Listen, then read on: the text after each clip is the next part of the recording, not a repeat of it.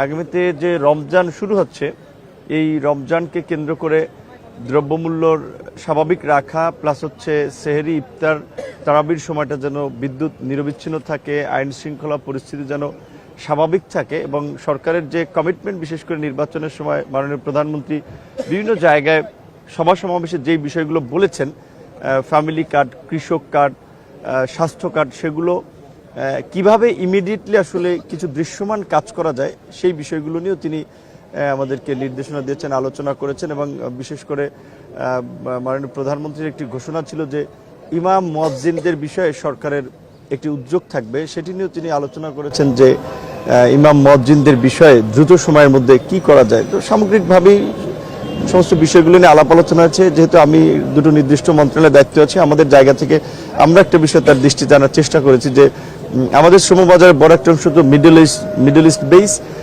Middle ইস্টের সাথে কিন্তু শ্রমবাজারটা ওপেনের ক্ষেত্রে সাবেক রাষ্ট্রপতি শহীদ প্রেসিডেন্ট জিয়াউর রহমানের একটা গুরুত্বপূর্ণ ভূমিকা ছিল এবং সাবেক প্রধানমন্ত্রী বেগম খালেদা জিয়ার সময় সেটা একটা ধারাবাহিকতা ছিল, কিন্তু মাঝখানে নানান কারণে সেটা একটা ছন্দপতন হয়েছে, বন্ধ হয়েছে অনেক জায়গার শ্রমবাজার। সেখানে শ্রমবাজার ওপেন করার জন্য যদি প্রধানমন্ত্রী একটি সফর দেন মিডল ইস্টে, সেটা আমাদের জন্য একটা সম্ভাবনা, নতুন দ্বার উন্মোচন করতে পারে। আমাদের জায়গা থেকে এটিও বলেছি এবং তার জায়গা থেকে আরো কিছু পরামর্শ আমাদেরকে দিয়েছেন, যেগুলো কাজের ক্ষেত্রে আমরা মেনে চলবো। ধন্যবাদ।